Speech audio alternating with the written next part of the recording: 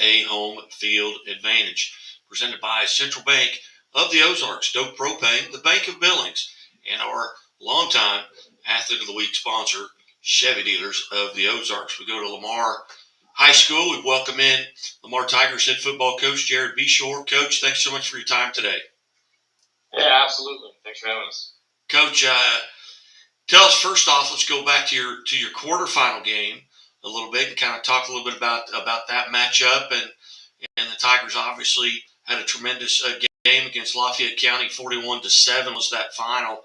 Tell us about that game from your point of view. Yeah, no, it was a hard fought matchup, physical game. Lafayette County's been a staple of Class 2 state contention for a long time. So we've gotten to match up with them before, very familiar with their staff and program, and they were familiar with us. So, it was a hard-fought game. Our kids came out and played well, had a really big second half, and we were able to come out on top. So, for us, we're just focused on getting 7 more days of football, and that win, whether it was by 1 point or 50, it's 7 more days of football for our kids. So, very pleased with their effort, and looking forward to getting another chance to get 7 more days. You bet. This will be back-to-back weekends where you played undefeated teams with Adrian, Lafayette County, and now Bowling Green. Talk a little bit about how the kind of that Big 8 conference has kind of helped prepare you for this postseason run. It prepares you every single year playing top state level competition in your conference week in, week out. If you don't show up, you're going to get beat. It's about as physical of a football conference I think that there is in the state of Missouri. So it prepares you extremely well for state playoffs and other really powerhouse teams that you're going to face down the road. So we've got 4 quarterfinal teams, and 2 of them are Class 4. And Seneca's still playing football too. So those are all teams we've gotten to face this year. So when you jump back down to Class 2, it gets you prepared, ready to go. And some of these teams that we face that are still really good Class 2 teams, there's bits and pieces of their teams that, we've seen teams like that before. We've seen teams that have played their speed, played their physicality. And so, that's a huge advantage for us playing in our conference and preparing us for that. Coach, I know we're going into week 14 here. Talk a little bit about, obviously, with 14 weeks in the books, you're going to have bumps and bruises, twisted ankles maybe. But outside of those type of things, are you relatively healthy going into this matchup? Relatively, yeah. I'll be honest with you, it's probably the most healthiest we've been all year.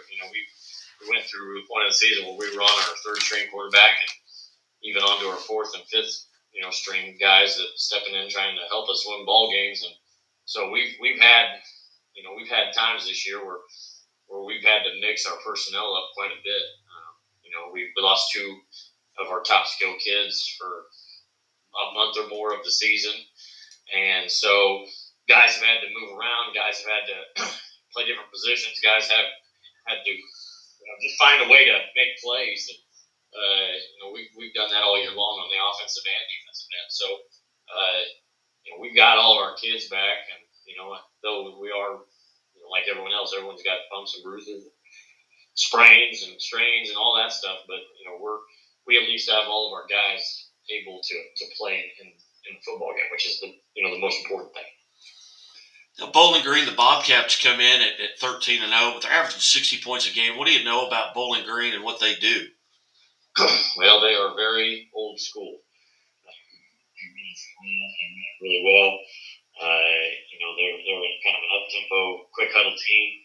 Makes it tough to defend offensively, and they do some things that a lot of teams don't like to do anymore, which is run split back veer, I formation, run power, joke, and run schemes that are very old school. They're not in the shotgun. They're not doing any spread stuff or throwing the ball extremely, all over the field. It's very old school offense, and so teams struggle to defend it because they're really good at it, and they have really big, strong, physical kids that have a few skill kids that can run, but makes them really hard to defend. So they're really good at what they do. And defensively, it's the same way. They play old school. They do things well. They're well coached and disciplined kids, and that makes for a really tough matchup. At this point of the season, what do you feel like the Tigers are doing really well going into this semifinal matchup? Um, you know, it's tough to tell each team.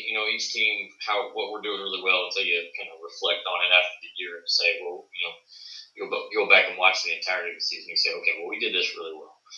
And I think right now it's tough for me to say, but I do know one thing about this team. This team is resilient as all get out. We faced a lot of adversity this year, with injuries, with external stuff, family stuff,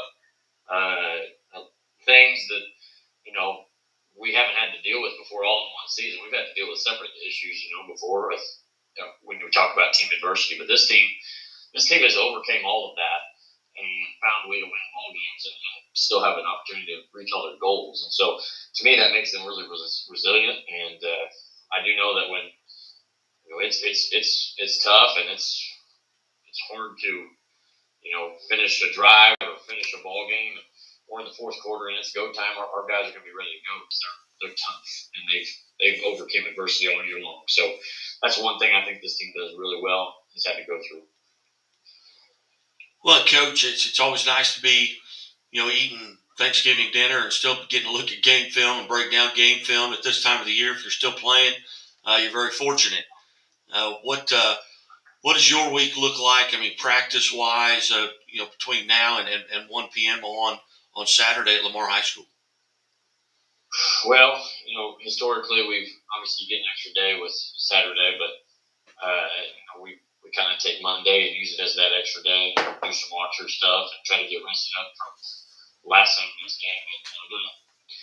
During Thanksgiving week, you have to work around all the holidays and all the family stuff that's going on. So, we do practice on Thanksgiving, but we practice early Thanksgiving morning to get the kids out, get the coaches out, have everyone do, their Thanksgiving routines. So, that's how we work around that, and then we don't come back until Friday afternoon. And it kind of gives everyone time to enjoy the holiday, have some time with family without having to sacrifice a ton football wise. So we've done it the past 3 years. Our kids adjust really well, so we're very thankful that we have a community and families that understand that. Understand we're still playing for an opportunity to go to a state title game. So it is important, but we do want to try to help out our families and our kids as much as possible. Kickoff at 1 p.m., correct? Yes, sir. And, last weekend couldn't have had a better weekend for football, and this weekend looks to be about the same with partly sunny skies and a high near 50.